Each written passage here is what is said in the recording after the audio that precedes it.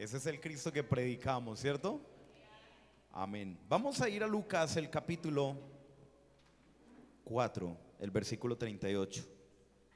Y si usted ha venido los últimos domingos bien juicioso, se ha dado cuenta que estamos predicando Lucas versículo a versículo.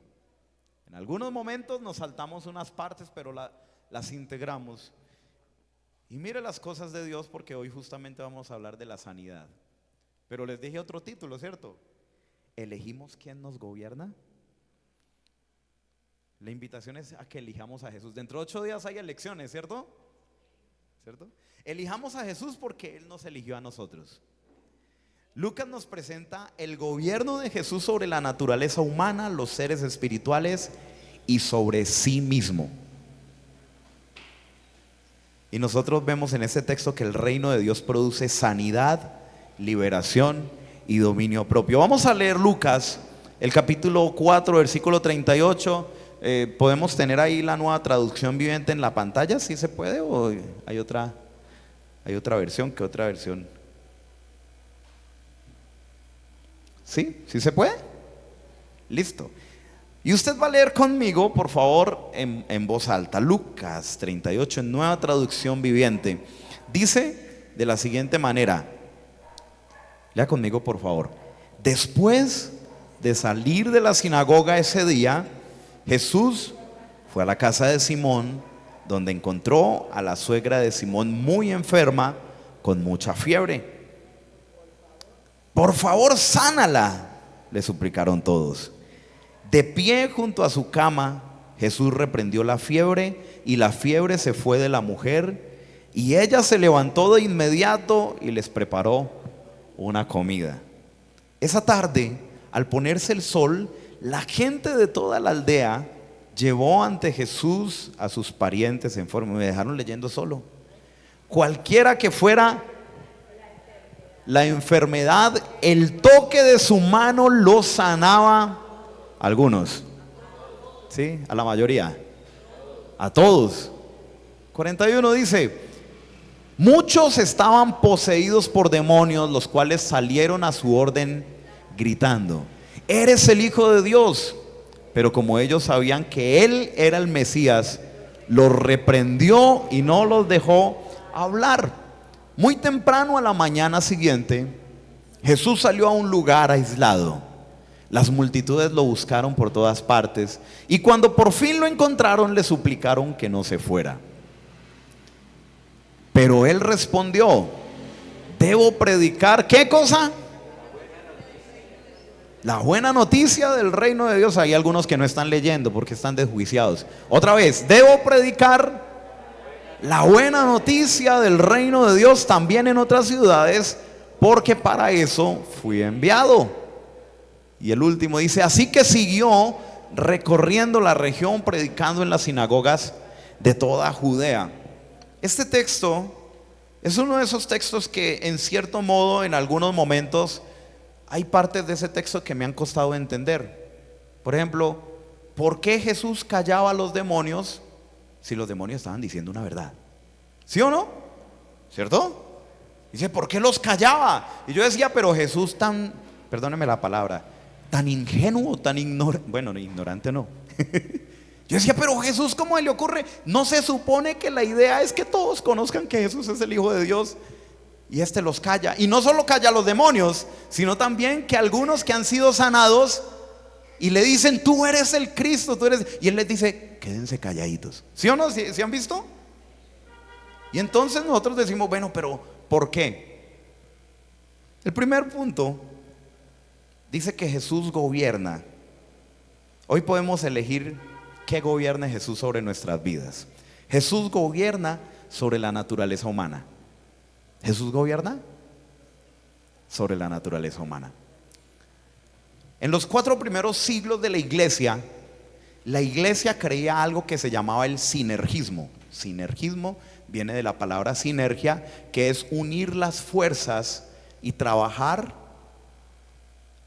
en unidad, trabajar en En sinergia significa que todos vamos para el mismo lado y todos empujamos para el mismo lado. Eso era el sinergismo. ¿Y el sinergismo qué significaba? Significaba que Dios lo hizo todo, Cristo lo hizo todo en la cruz para nuestra salvación, ¿cierto?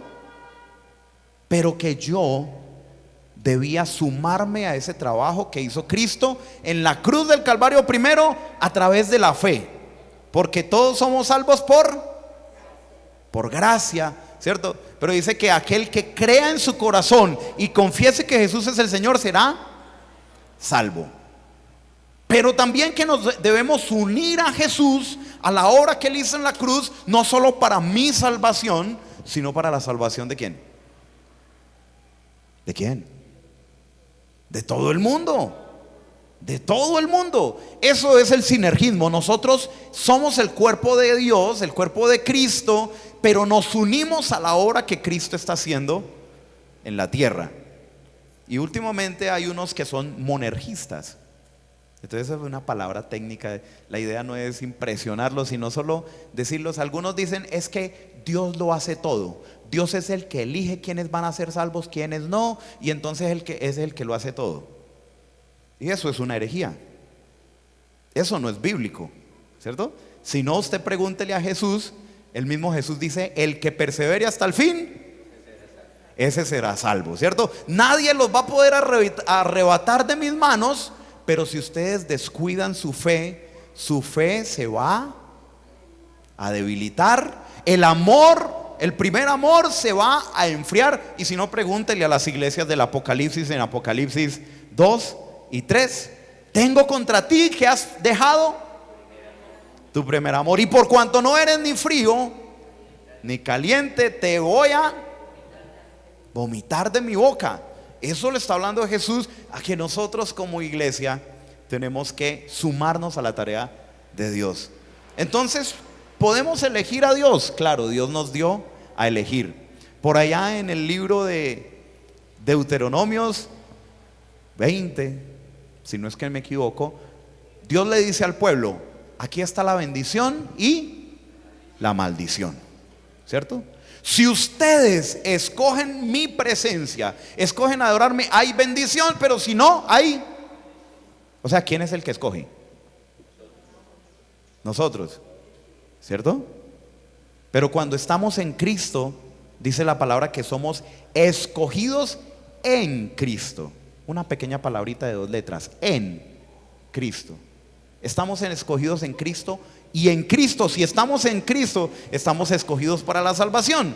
Jesús gobierna sobre la naturaleza humana, pero para que Él gobierne sobre la naturaleza humana, yo tengo que elegirlo. Y no es solo una vez cuando yo hago la oración de fe: Padre, perdóname todos mis pecados, ¿cierto? Lávame de mi maldad, ¿cierto? No solo en ese momento, todos los días tú tienes que elegir que Dios gobierne en tu corazón. Ahora, ¿qué tiene que ver eso con el texto? Pues es que aquí tenemos a un Jesús que está predicando en la sinagoga y está en el Shabbat, ¿cierto?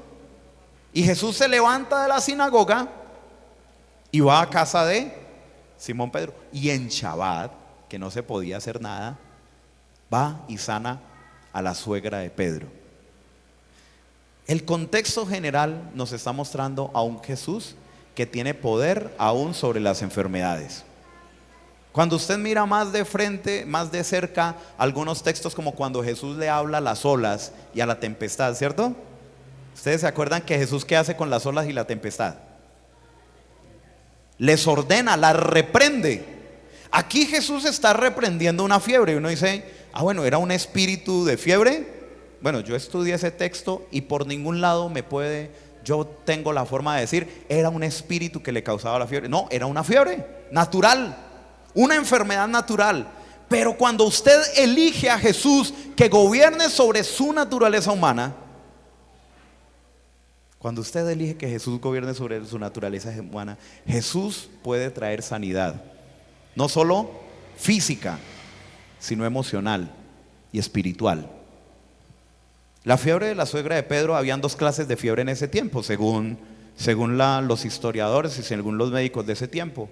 Galeno habla de 2 tipos de fiebre: una fiebre Venga, no, era una fiebre, la fiebre mayor y la fiebre menor. La fiebre mayor era casi una enfermedad mortal en ese tiempo. Y la fiebre menor, pues se tenía tratamiento. Y Lucas, que también era médico, es el único que cuenta esta historia y dice, y era una fiebre, ¿cómo dice el texto? Era una fiebre muy, muy alta, ¿cierto? Con mucha fiebre, o sea que no era una enfermedad cualquiera. Era una enfermedad incurable para su tiempo, podemos decirlo, ¿cierto? Y Jesús llega donde la suegra de Pedro. Algunos dicen que por eso es que Pedro negó a Jesús después, porque él le sanó la suegra. Jesús llega donde la suegra de Pedro y reprende la fiebre. Yo cuando leí este texto, yo nunca me había acordado de que ese texto estaba ahí. Yo tuve un tiempo en que yo no creía en el tema espiritual y las obras del Espíritu Santo, pero fue un tiempo que yo me dediqué a estudiar ciertos teólogos, cierta teología, que me llenó la cabeza de cucarachas, perdónenme la palabra. Porque uno tiene que saber a quién estudia, cómo estudia, y tiene que tener cuidado de su mente. Y en ese tiempo entonces yo comencé, todo lo que es espiritual, comencé a racionalizar todo lo que había en la Biblia. Entonces, esos demonios que aparecen ahí es lo que hoy la ciencia explica que son personas, ¿cómo se llaman las personas que tienen enfermedades mentales ahí? Esquizofrénicas, bipolares, ¿cierto? Y si es verdad que la Biblia habla de algunos, cuando la Biblia habla de algunos, en ese tiempo le llamaban lunáticos, es que tenían enfermedades mentales. Pero cuando usted estudia más a profundidad, se da cuenta que el mundo espiritual es muy real.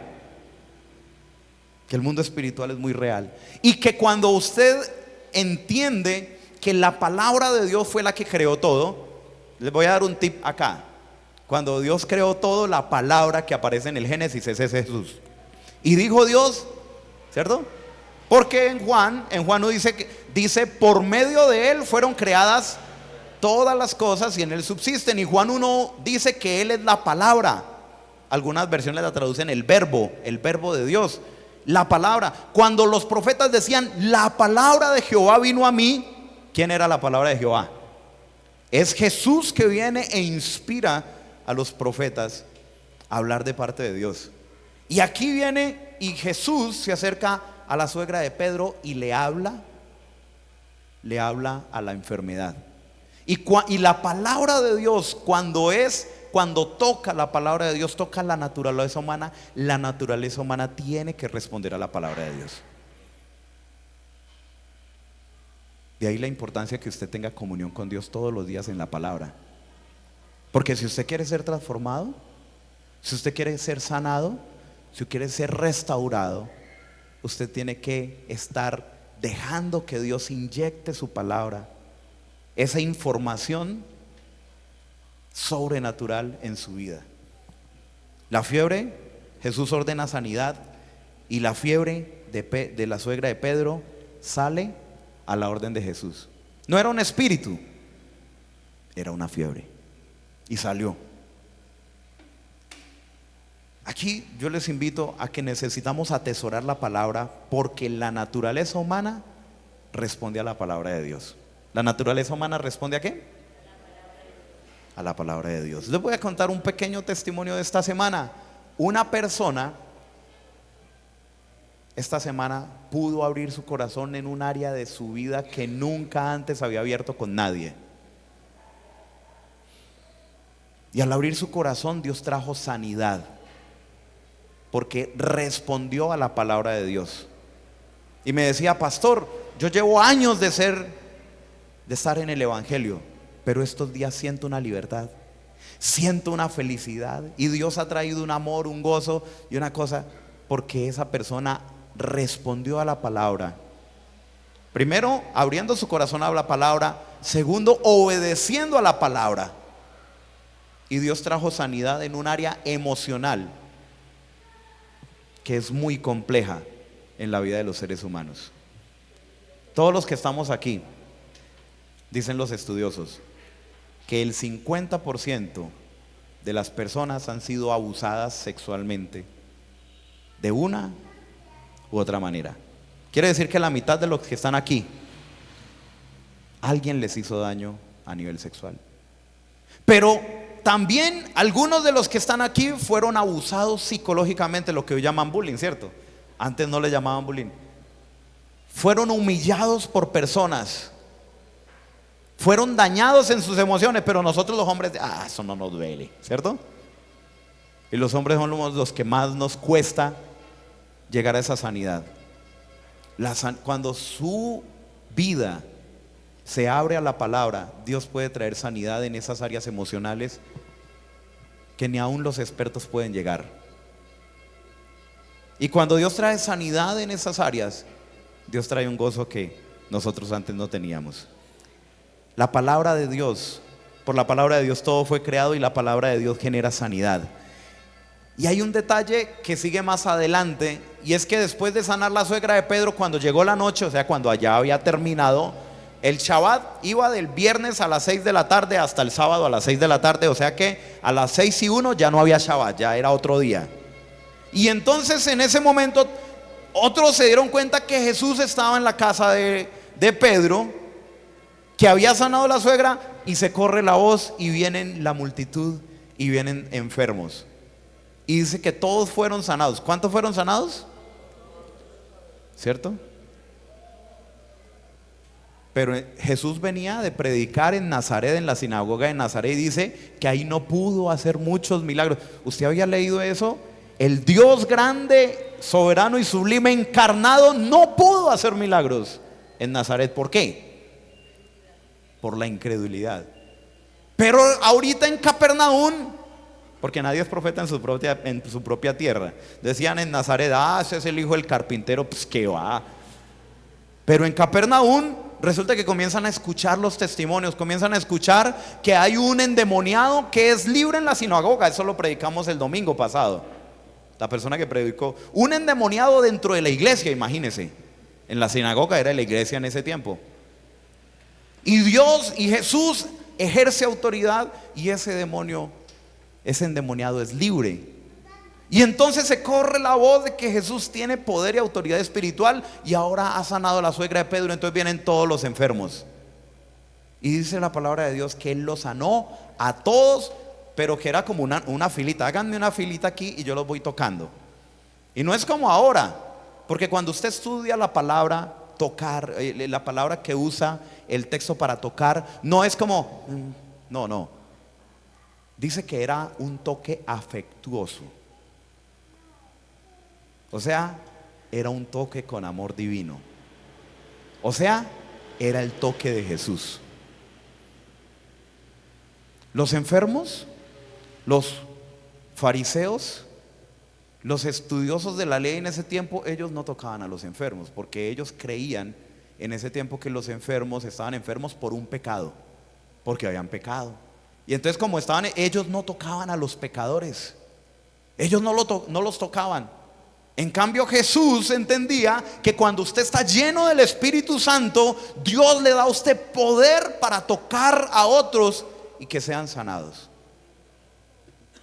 Yo tengo un amigo, era bibliotecario en el colegio Jorge Isaacs, y era un bibliotecario un poco sensible.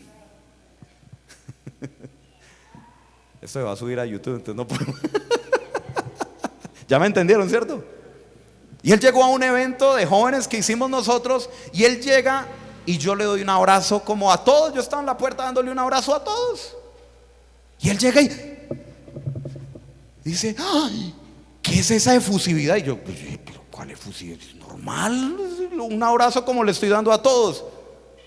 Pero él en su mente tenía otro concepto. Y en ese momento lo que el Espíritu Santo, yo lo que entendí es que lo que el Espíritu Santo hizo, comenzó un proceso de sanidad. Luego él me escribe, ya tiempo después, meses después, ya yo estaba en Salento, me escribe, Marden, ya dejé mi vida pasada, dejé mi pareja, dejé de asistir a ese tipo de bares, y ahora estoy yendo a una iglesia. Y yo dije, ¿pero por qué me lo cuentan? No, porque es que usted fue uno de los que Dios usó en ese proceso. Y nosotros, ¿qué hacemos con las personas a veces? Ay, no, ese es pecador, ahí nos alejamos. Lo que Jesús nos está mostrando es que Dios quiere usar la iglesia para traer el toque afectuoso del amor de Dios, que traiga sanidad a ese que nadie quiere tocar, a ese que nadie se le quiere acercar, a ese al que nadie se le quiere porque huele feo, porque qué tal que me vean con esa persona, van a decir que yo también soy así, o qué tal que si a mí se me pegue ese espíritu.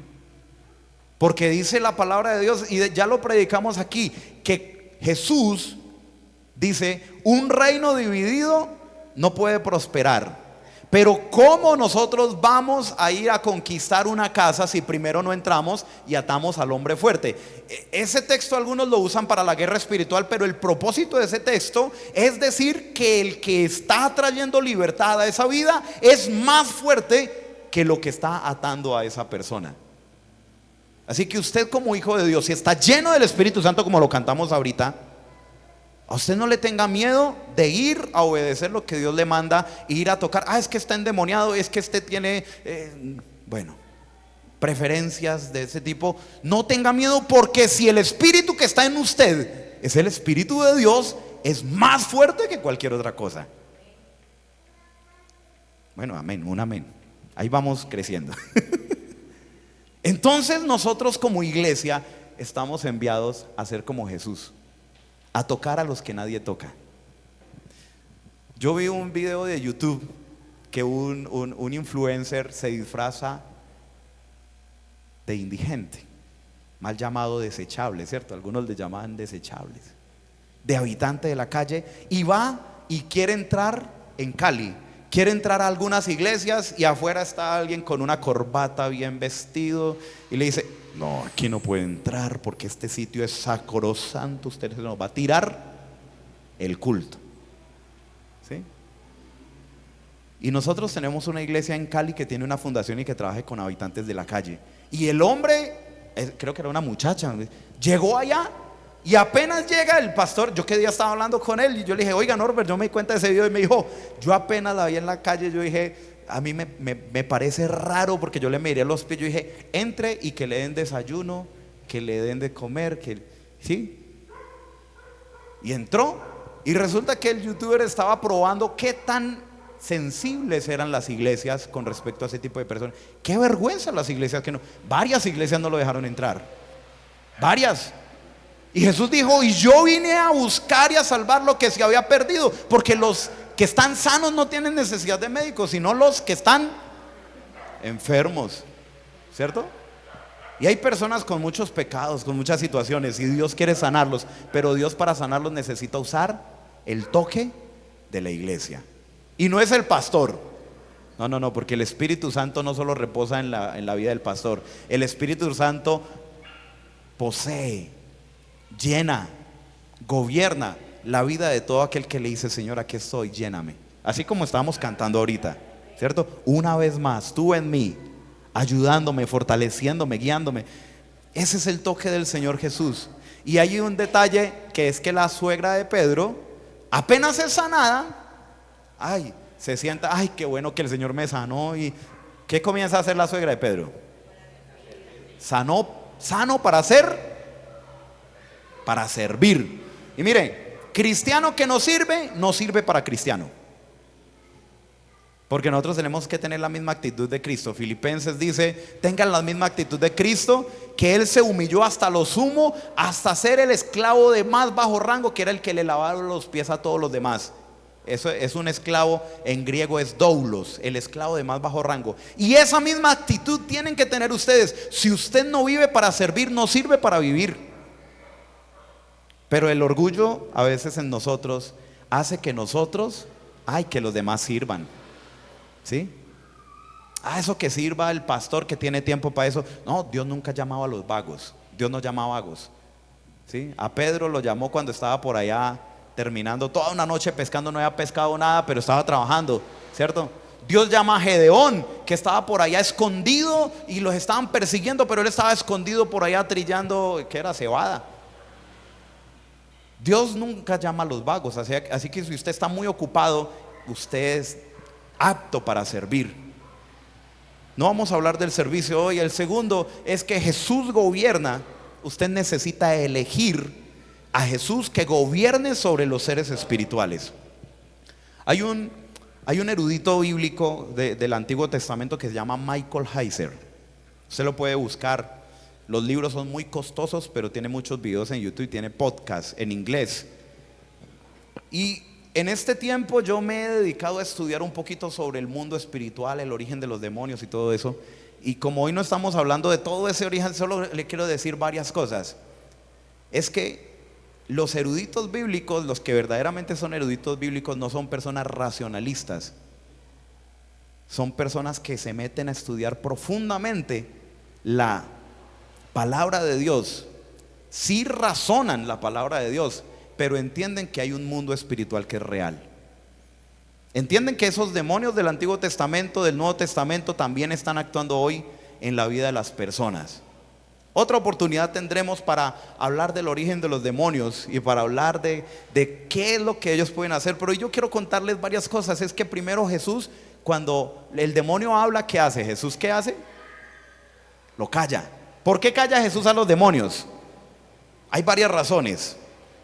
En ese tiempo había una superstición que decía que usted controlaba y ejercía poder sobre una persona cuando conocía su nombre o su identidad.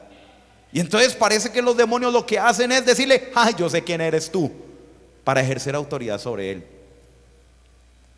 Esa superstición tiene cierto valor, porque cuando Génesis 1, Dios crea a Adán, ¿cierto? ¿Y quién es Adán? ¿El hombre?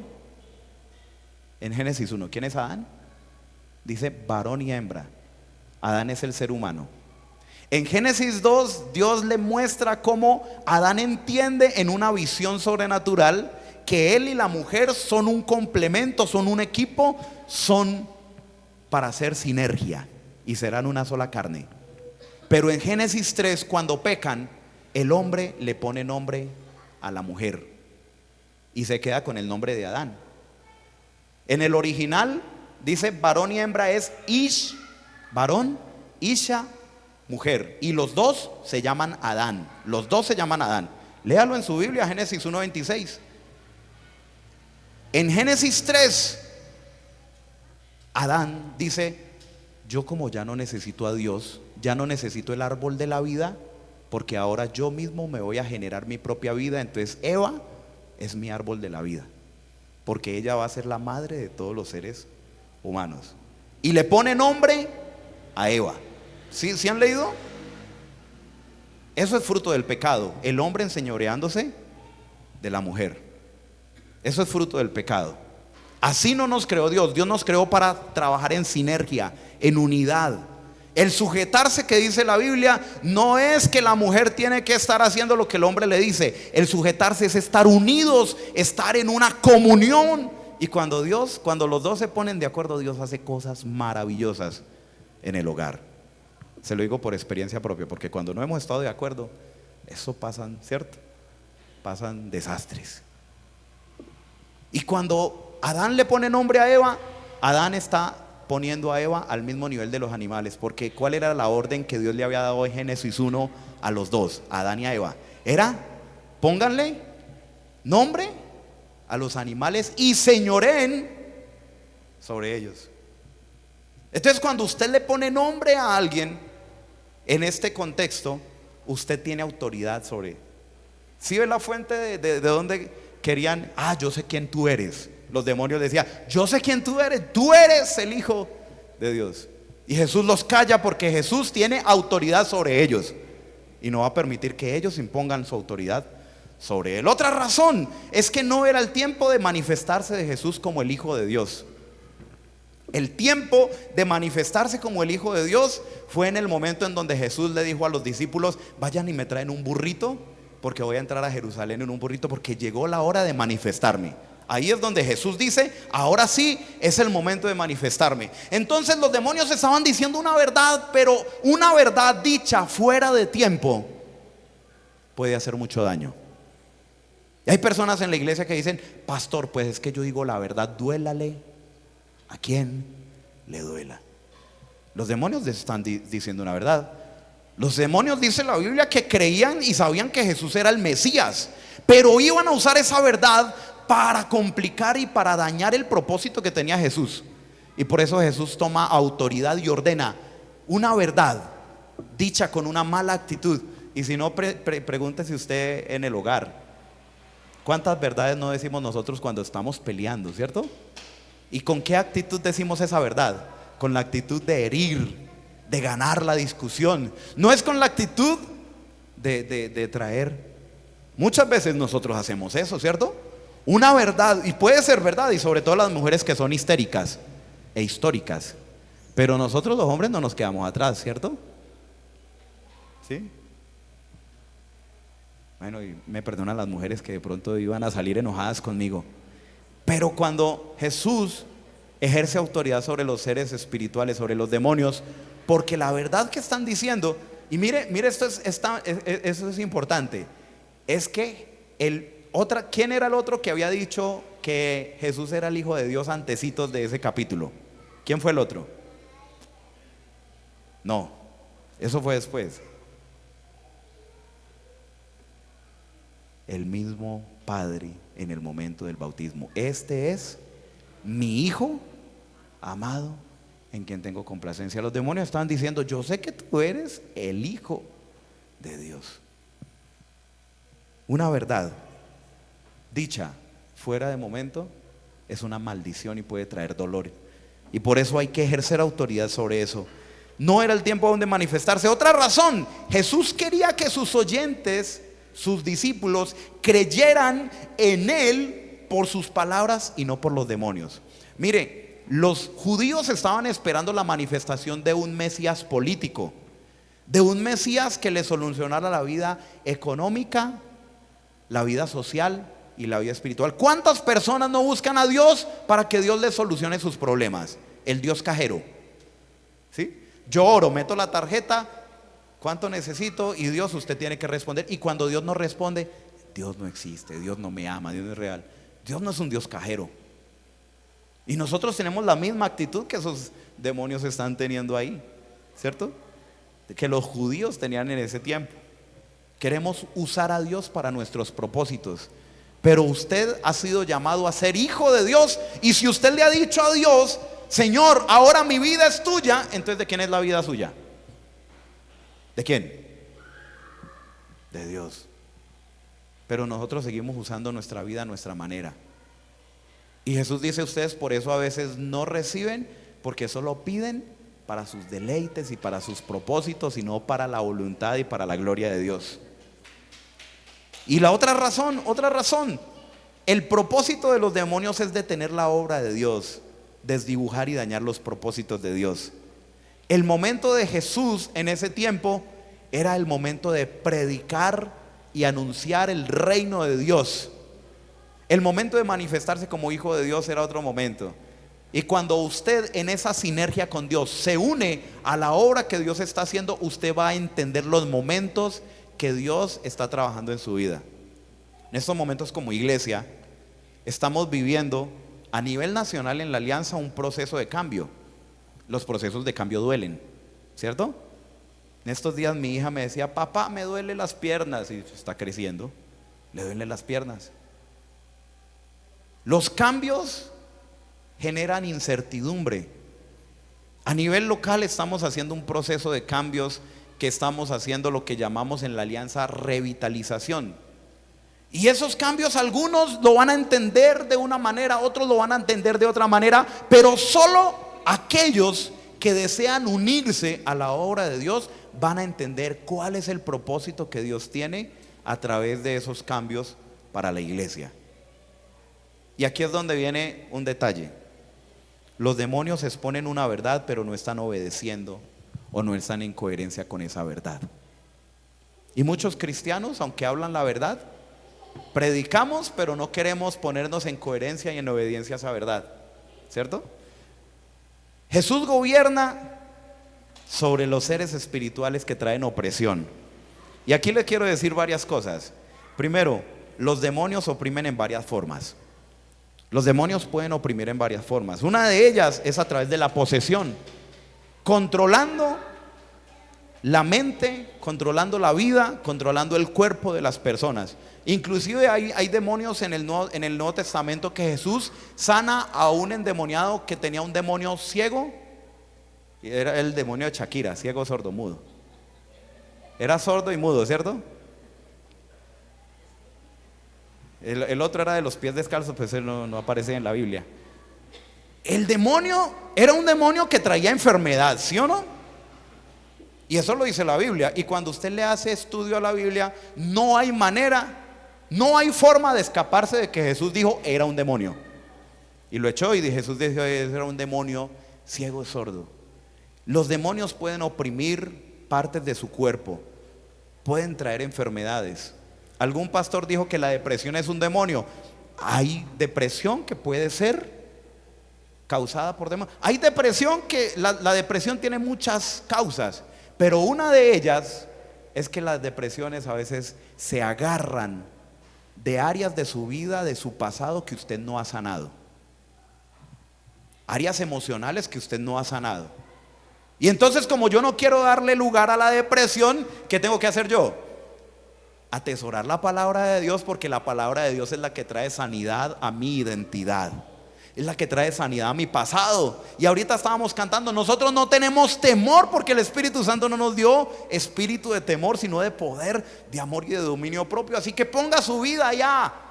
Usted está amargado, tiene amargura. Dice la palabra de Dios, el que está amargado, cante alabanzas al Señor. ¿Está alguno triste? Cante alabanzas. ¿Está alguno enfermo? Llame a los ancianos de la iglesia que oren por ellos. ¿Sí? Entonces, usted no puede darle lugar a que el diablo tome lugar en su vida. El apóstol Pablo dice que nosotros no le damos lugar a Satanás porque no desconocemos las artimañas y los planes de Satanás. Y en ese contexto que lo está diciendo, le está diciendo a la iglesia, ustedes tienen que perdonar, porque la falta de perdón comienza a darle lugar al diablo. ¿Sí? Con el grupo que estamos trabajando los martes hay un ejemplo muy bonito, y es una bolsa de canicas. Usted coge una bolsa de canicas y la hace así, ¿qué pasa? Las canicas son duras, suenan. Y apriete una bolsa de canicas, ¿qué pasa? Algunas se van a quebrar. Y en la iglesia a veces nosotros tenemos un corazón duro porque no hemos puesto nuestro corazón, como dice Alex Campos, en el taller del maestro, para que él sane nuestro pasado. Entonces algunos estamos amargados porque es que Tere, pastor, usted no sabe lo que me hizo Tere. Ay, porque es que vea, lo que pasa es que y entonces nosotros no hemos sanado esas áreas y el enemigo comienza a tomar lugar en su vida. El enemigo comienza a tomar lugar. Ahorita se lo voy a demostrar bíblicamente. Una forma en que los demonios también oprimen es insertando ideas en la cultura. ¿Insertando qué? Ideas en la cultura. Eso Pablo le llama doctrinas de demonios. Y hoy en día usted sabe que la cultura, usted prende un televisor y ¿qué va a ver? ¿Qué ideas se le van a meter? Hay una cosa que se llama la ventana de Overton. Hagamos de cuenta que yo voy a decirle a Steven, usted va, pongamos un ejemplo que no sea tan traumático. Ya, yo no le dije ahorita, pero pues ya hay, qué pena lo ponemos. Usted va a tirarse de ese tercer piso y no le va a pasar nada. ¿Sí?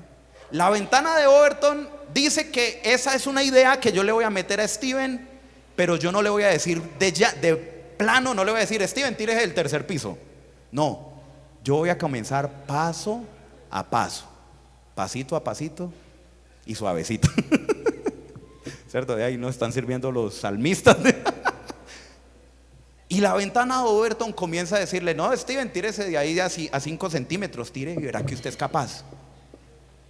Y va a planear un proceso a través del cual, a través de 3, 4, 5 años, comienzo yo a meterle ideas en su mente hasta que un día él llega y se tira de un tercer piso y se mata. Eso lo están usando para meter ideologías políticas que van contra la palabra. Yo no necesito decírselo, usted ya las sabe. Las han metido y vienen trabajando hace 50, hace 100 años. Vienen trabajando en eso. Hay estudiosos de la política que dicen que lo que hoy está pasando en Colombia fue un plan que se hizo desde hace 20, 30 años. Que lo que hoy está pasando en el mundo es algo que es un plan que viene hace 50 años. Y los que planearon eso ya se murieron. Pero están controlando económicamente, social y políticamente muchas cosas del mundo. Esos son doctrinas de demonios. Y si usted no deja que la palabra de Dios le lave la mente. En la iglesia sí lavamos cerebros, pero el que los lava es el Espíritu Santo. Los lava de esa porquería, de esa inmundicia que nos ha metido el mundo. ¿Sí o no? ¿Usted? ¿Sí? Y si usted no está atesorando todos los días la palabra, usted lo que está metiendo a su mente, adivine qué va a hacer.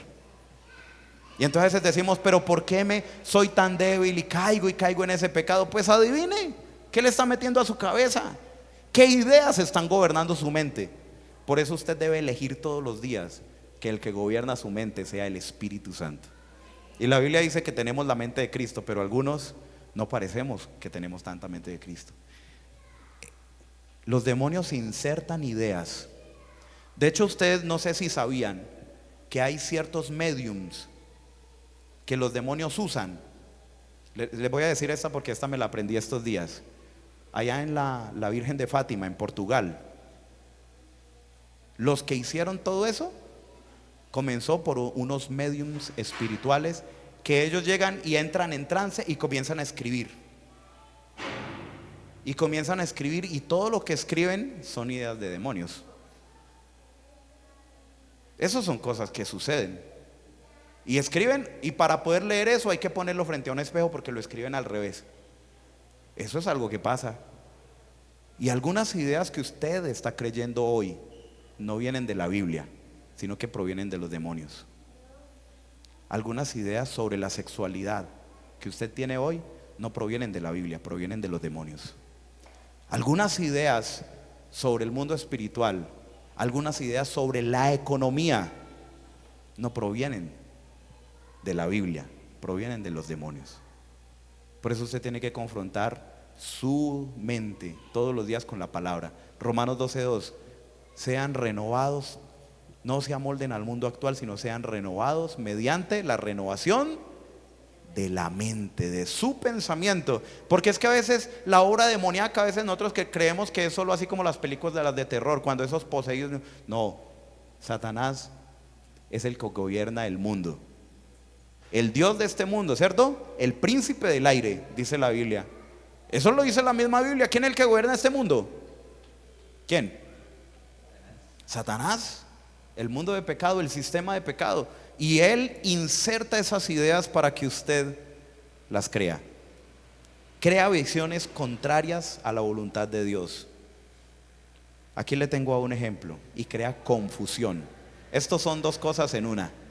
Crea visiones contrarias a la voluntad de Dios y confusión. Le tengo un ejemplo y es un argumento bíblico. Pedro, en el mismo capítulo, Jesús les pregunta, ¿quién dice la gente que soy yo? Hay unos que es Juan el Bautista, otros que es Elías, otros que es un profeta. ¿Y quiénes dicen? Y Pedro sale adelante, tú eres el Cristo, el Hijo del Dios viviente. Inmediatamente Jesús les inserta una idea y les dice, yo soy el Cristo, pero yo soy el siervo sufriente, voy a ir a la cruz y voy a morir. Inmediatamente Pedro, el mismo Pedro que acaba de decir tú eres el Cristo, dice, ay Señor, no, a la cruz no vaya a la cruz porque es que eso.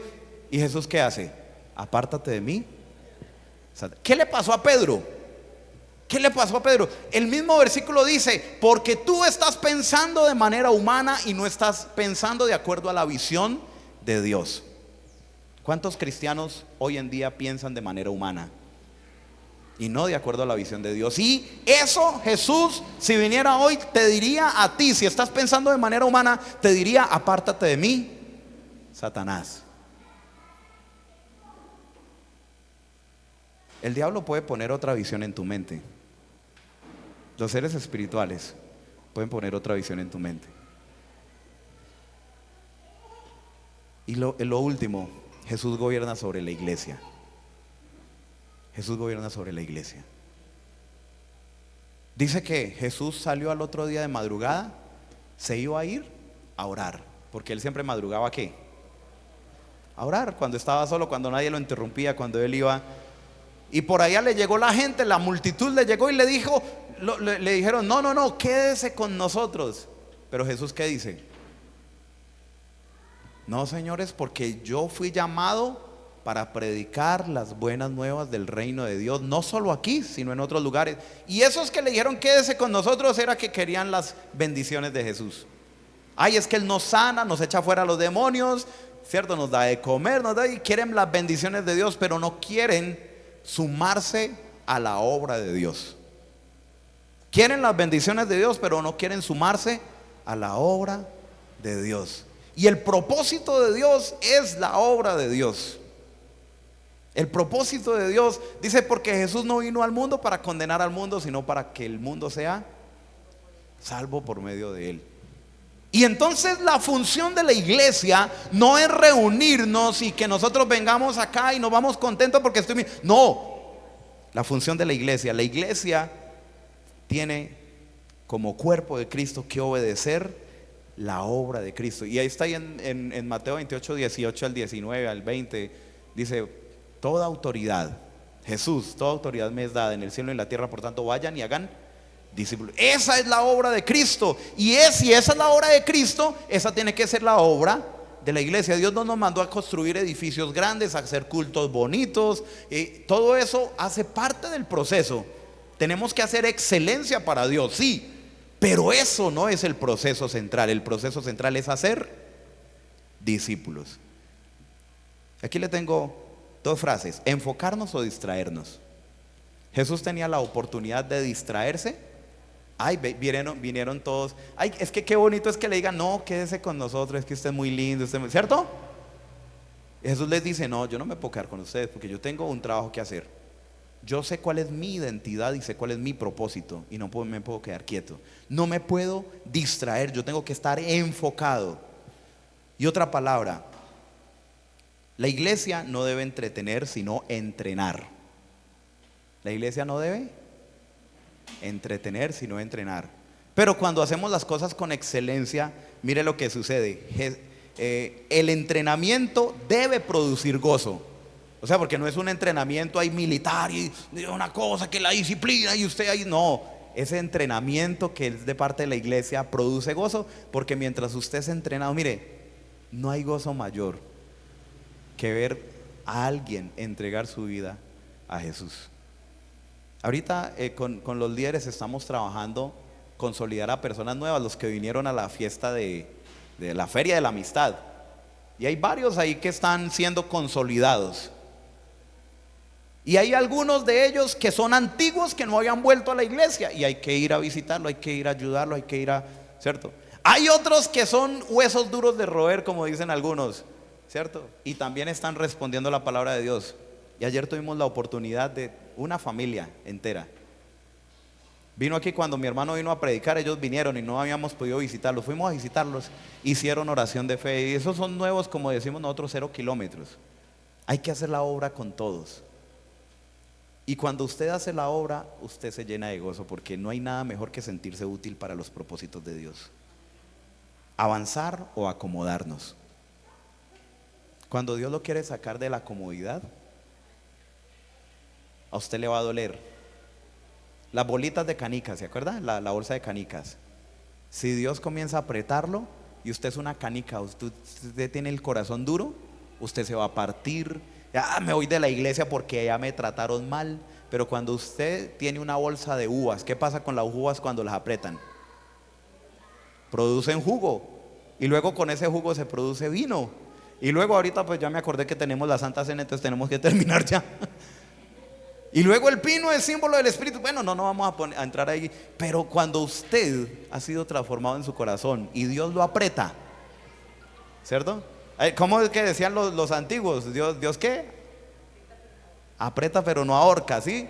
Porque Dios, Juan 15 dice que el que produce fruto, ¿qué va a hacer Dios? ¿Qué va a hacer Dios con el que produce fruto? Lo poda. ¿Y usted cree que la ramita cuando le están cortando una hojita no le duele? ¿Cierto?